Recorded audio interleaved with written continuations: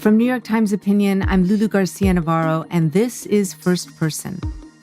Policing has a recruitment problem. In cities across the country, officers are resigning and retiring at rates not seen in decades. And among Black officers, it's worse. But after years of mounting distrust and anger towards law enforcement, recruiting young people of color to replace them can be an uphill battle. Chief Gary Hill is trying anyway. He spent most of his career rising through the ranks in predominantly white police departments in Missouri. Then, 7 years ago, he became the chief of police at Lincoln University, an H.B.C.U. in Jefferson City. Hill believes that transforming police culture starts with reimagining the way recruits are taught to do the job and with diversifying who's doing the policing. So in his new role at Lincoln, he wondered, would more Black students want to be officers if the academy came to them? Today on First Person, Chief Hill tries to change policing one recruit at a time.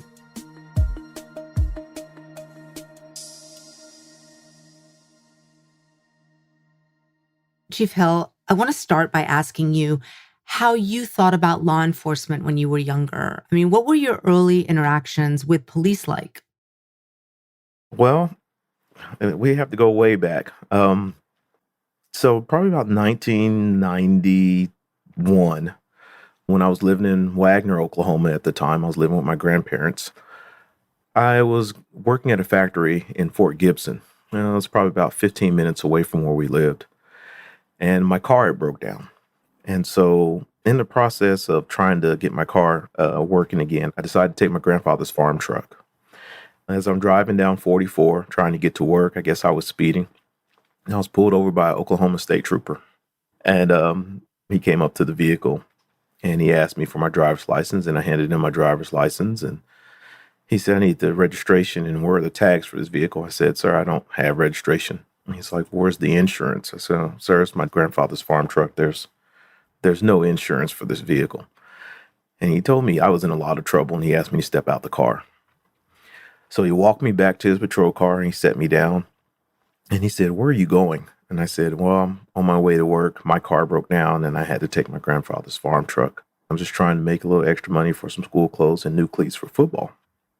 He kind of looked at me and he put away his ticket book and he said, you know, my son's the same age as you, and I wish he'd take a little bit of initiative to do what you're doing. He goes, get to work, slow down for me, don't be late. For that whole summer, I passed him sitting in the median when he was on duty, and he would wave at me, knowing that the only thing legal about that truck I was driving was me. So, because he had discretion, I was able to be where I am now. What do you mean by that? Tell me what you mean by discretion. That also used his discretion to let me go. He could have took me to jail and probably wrote me almost $2,000 worth of tickets. Towed the vehicle, but since he had discretion, he chose to let me go. So you have this encounter, and it was a positive one. Did it make you want to pursue a career in law enforcement? It put it in my mind at that time, definitely. I thought that was, I thought it was really cool that that he was able to do that. It definitely put it in my mind at the time as I was getting ready to graduate. When did you tell your family that you wanted to be a cop, and what did they say about your decision? So I told my family that I wanted to be a police officer roughly around 1993. They weren't happy. They weren't happy. A lot of my family at the time felt that law enforcement was an agent of the man to keep Black people down, and why would I want to be a part of that? So it really hurt a lot of people, including some of my friends at college as well. They thought it was a stupid idea. So I lost a lot of friends and close friends and family as well. That must have been painful. It was, because I didn't see it from their perspective. And I didn't see it from their perspective because I had never really had a bad dealing with law enforcement at that time. But they brought up example after example after example of times to where police may not have been so nice or so respectful And so I definitely understood that. But also with the same token, I was like, you know, if you see something that you want to change, sometimes you have to be the one to change it. What was the police academy like for you when you finally got there? So I went to a part-time police academy, which was the Missouri Sheriff's Training Academy here in Jefferson City. And I was one of two African Americans out of 26. Um, it was, I felt isolated. Oftentimes you were in the class and, they would go to lunch, wouldn't ask you to go to lunch. You and the other black guy in class are, trying to study and, it kind of segregated itself. And it seemed like it was upon us to make friends with them and not them make friends with us. Hmm. Did you second guess your choice, thinking about what your family and friends had said, seeing what it was like there?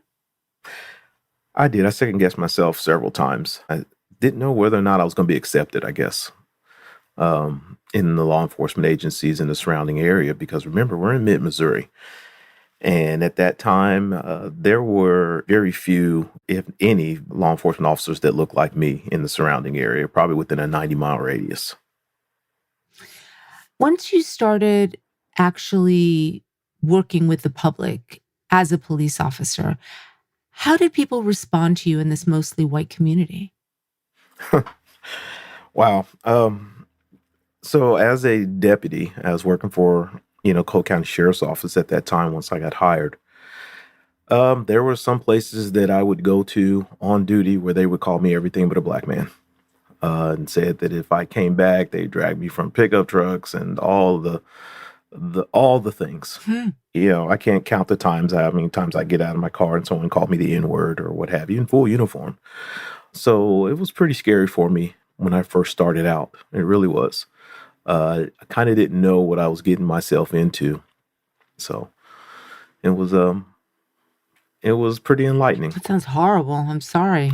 It's all right. It was pretty enlightening. I mean, it really was. I imagine you were working with other white police officers. How did they react to you being disrespected like that? Well, unfortunately, when I first started, I remember one day I was sitting in the office and I could hear some of the other deputies talking and they were using the N-word. Mm. And so I got up from my desk and I went over there and I said, "Hey guys, when we're on duty and we're all wearing this uniform and we're representing this badge," I said, that's not going to fly with me. I said, that's crazy that you guys think that it's even okay." The next day, the sheriff actually called me into his office and he said, "I heard some of the deputies were using the N-word yesterday when you were here. What do you want done with them?" Hmm. And I go, "Excuse me?" He says, "Well, what do you want done with them?" I said, "Sheriff, this is your department." I said what I had to say. It's, if you want to do something about it, that's totally up to you. So it sounds like you were learning some really hard lessons about the realities of policing as part of the rank and file. Eventually, though, you got promoted, right? Yes. I was able to work my way up through the ranks, from a jail deputy to a road deputy to a sergeant, and then ultimately to commander. And for me, that was special because the Cole County Sheriff's Office has been in existence since 1821. And I was the first Black supervisor at that place ever. Almost 200 years later. Yes. And I was the first. Did it feel like it reflected a broader change? Not at that time. After he was promoted at the sheriff's office, Chief Hill started thinking seriously about how to improve their recruitment efforts. So he started an internship program with Lincoln University, a historically Black institution just a few blocks away. In the program, criminal justice students could earn course credit by working at the police department, an introduction to law enforcement for people who were curious. They had enthusiasm for the work, but Hill saw that it wasn't translating to their actual enrollment in police academies afterwards. They felt like they weren't going to fit in. They felt like I did when I first started working at the sheriff's office. And they didn't know it, but everything that they said and that they feared was true because I had been through it. And beyond worries from the students about whether they'd be treated well, there were other barriers. They weren't getting interviews. Huh. Simply just were not getting interviews. Or would get the interview, and then there was a lot of subjective questioning in some of the interview processes. Do you know anybody in the gang? Do you have any relatives that are ever been to prison? What does that have to do with you and your capacity and your integrity to do the job? If you forgot one blank on one of the applications back then, your application was tossed. And so just trying to get that information out to people was hard. So, I'd say, hey, let me see your application before you turn it in, before you submit it. Hey, do you have all these documents? And so I would literally go through all the people that I recruit before they went into HR to make sure that they had everything squared away so there wouldn't be any issues like that. Because I knew once I got into that position, I was going to recruit heavily on women and people of color, just to, fill the ranks with minorities if we could. By 2014, Chief Hill had been running the internship program for several years when policing in Missouri became the focus of national outrage. It was all set in motion Saturday when 18-year-old Michael Brown was shot repeatedly by a police officer in the St. Louis suburb of Ferguson, Missouri. Brown was In the days after, protests against racism and police brutality surged across the country, and Chief Hill found himself caught in the middle. Don't shoot! Don't shoot! I remember escorting a group of students to the Capitol because they just decided to walk in the middle of the highway. And people were driving by screaming at them and screaming at us. And I was concerned with the black officers that I was working with and that worked for me at that time when all the protests came into town, because we were going to be seen as Uncle Tom sellouts. No waste police! No waste police! No waste! Anything I said, especially when I had on the uniform, it was met with the, you're worse than them. No waste police! No waste police! And we hate to see when black people become police officers because oftentimes they become just as bad, if not worse, than their white counterparts. And I go, that's not true. That's not fair. Then you would have the police officers say things. So it's okay for black people to kill black people, but when a white police officer kills somebody, now it's a problem. That argument would go back and forth and back and forth to a point to where I just thought I was spinning my wheels. You're experiencing this system from the inside that has a lot of problems that you've seen, but you're having to defend it outside to people who are trying to change it and improve it. That is the best way of being able to put that. I remember going home to my mom's house at Christmas, and all my relatives were there.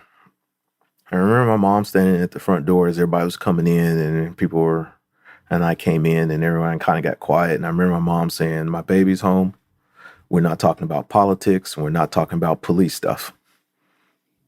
And that's that. And if you don't like it, you can leave. 2 years later, Chief Hill left the sheriff's office to become the police chief at Lincoln University, the same school where he'd been coordinating internships. Before, he'd seen the many barriers that minority recruits faced that kept them out of police academies. Now in his new position, he saw an opportunity to try and fix that. I thought that starting an academy here, we could probably increase our minority pool of applicants for the local law enforcement agencies if we put a police academy in a black space. So I went to the president and I told her my idea, and she said, run with it. We did not know up until we were finishing up our application that there were no other H.B.C.Us that had police academies on their campus. You were the first. We were going to be the first. After the break, Chief Hill gets his academy set up in 2020. No peace! No justice! No peace! No justice! No peace! No justice!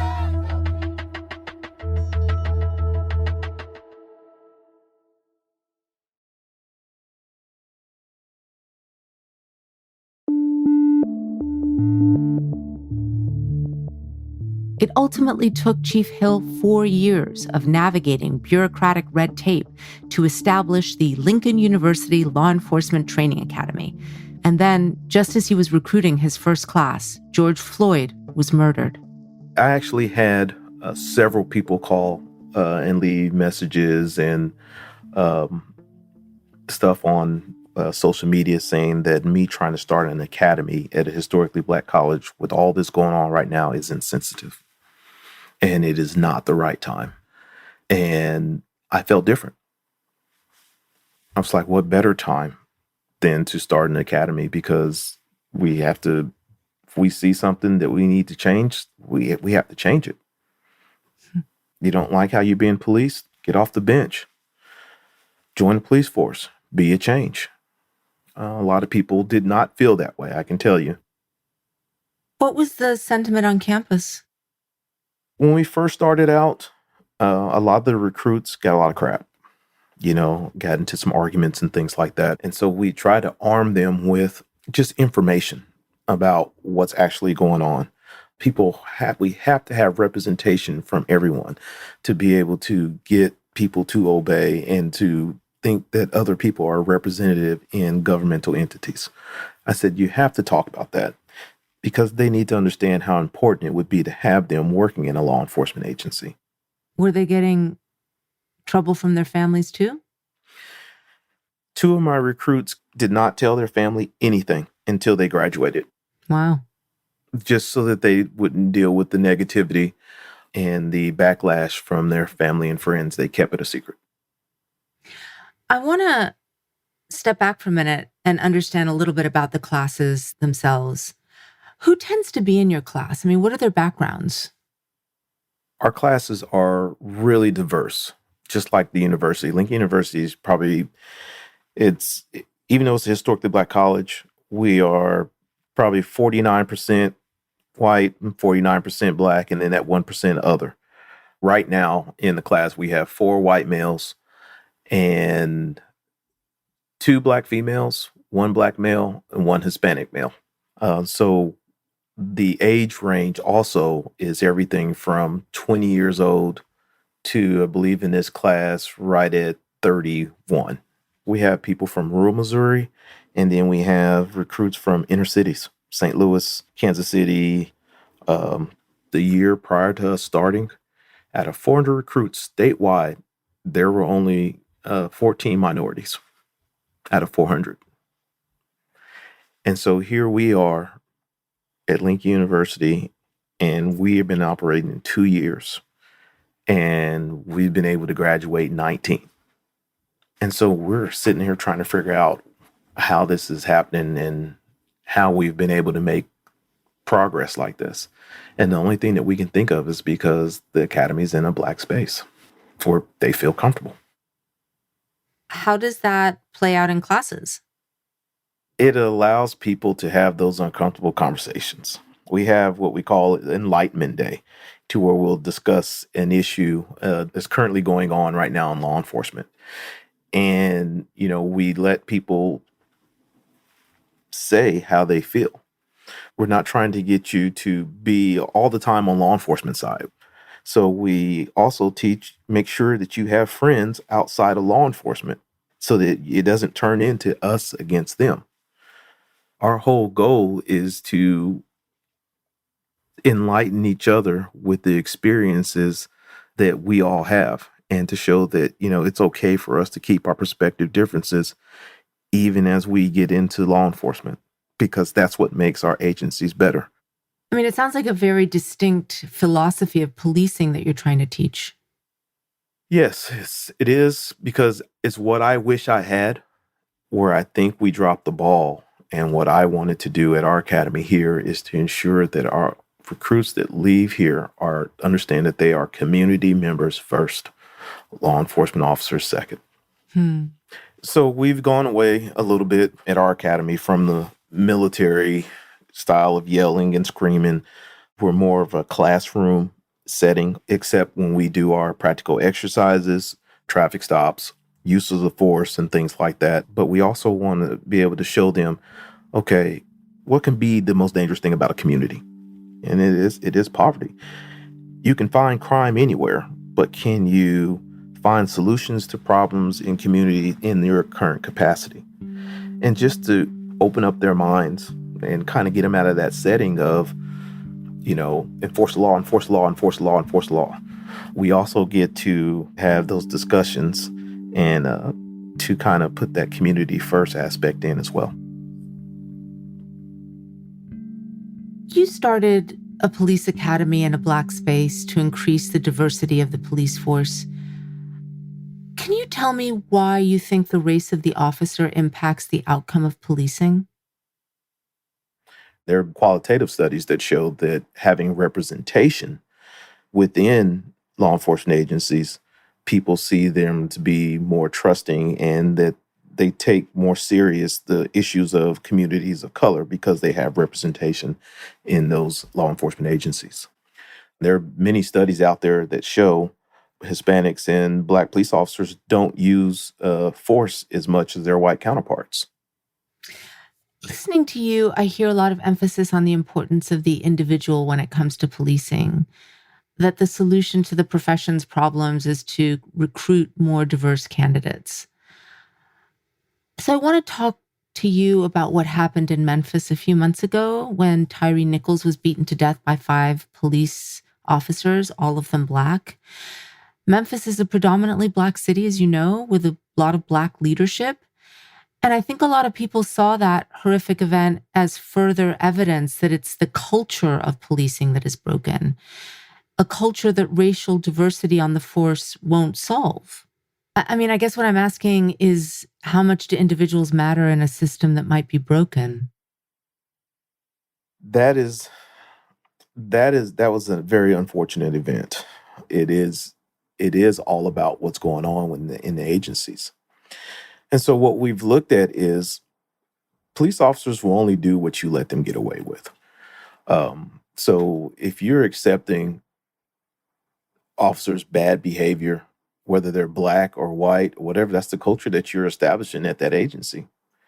And so trying to get officers to do the right thing in a culture of law enforcement officers to where if I'm the goody two-shoe, are they going to accept me?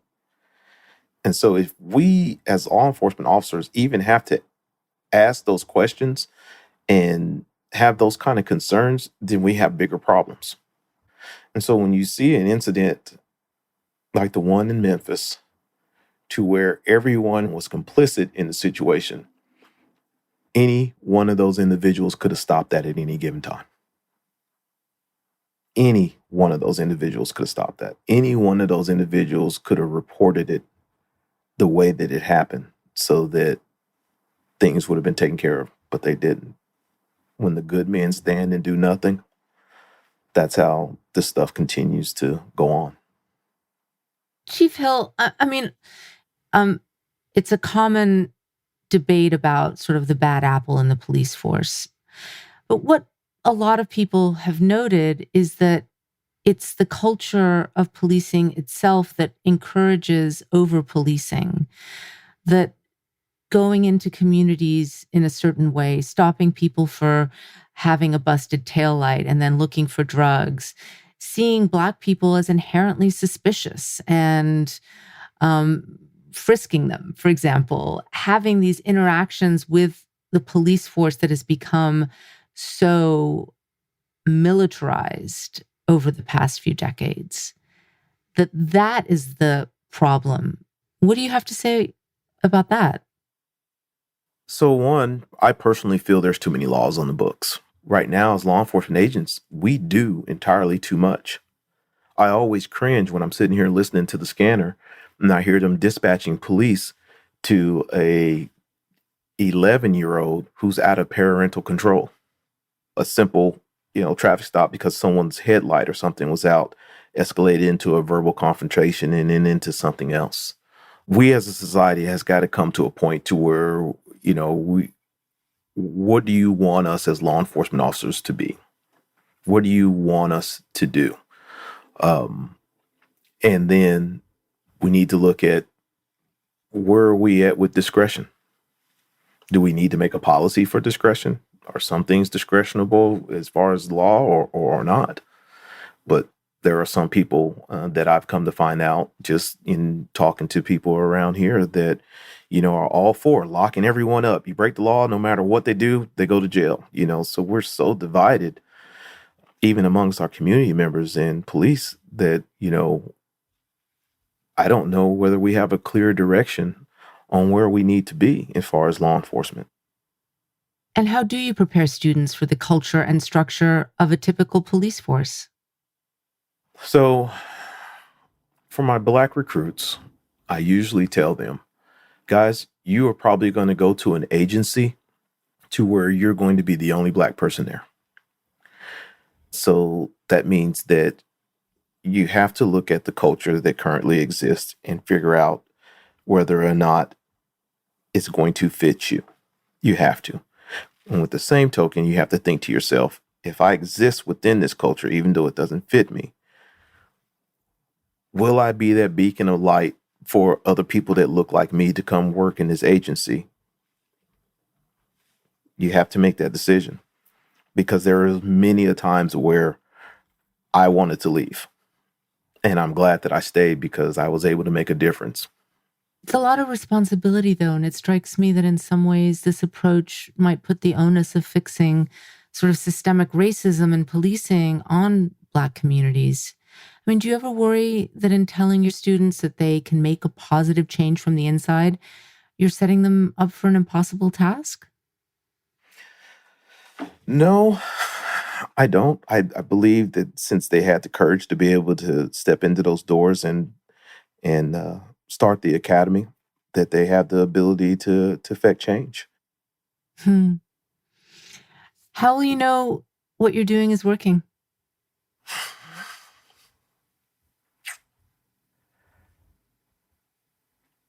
Long pause there. Yeah.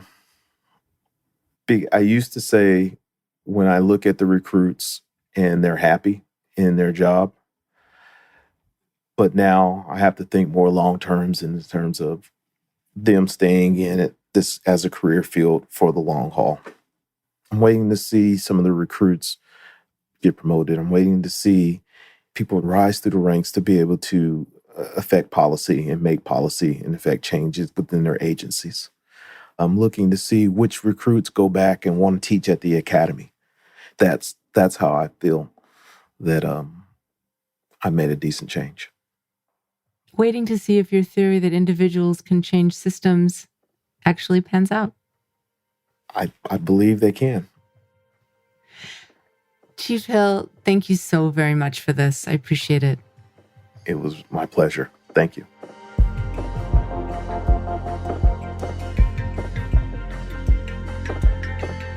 First Person is a production of New York Times Opinion. Tell us what you thought of this episode. Our email is firstperson@nytimes.com. And please subscribe and leave us a review wherever you listen. This episode was produced by Derek Arthur and Olivia Natt. It was edited by Annabelle Bacon and Kari Pitkin. Mixing by Carol Saburo. Original music by Isaac Jones, Sonia Herrero, Pat McCusker, and Carol Saburo. Fact-checking by Mary Marge Locker. The rest of the First Person team includes Stephanie Joyce, Rhiannon Corby, Wyatt Orm, Sophia Alvarez-Boyd, and Jillian Weinberger. Special thanks to Christina Samuelewski, Shannon Busta, Allison Benedict, Annie Rose Strasser, and Katie Kingsbury.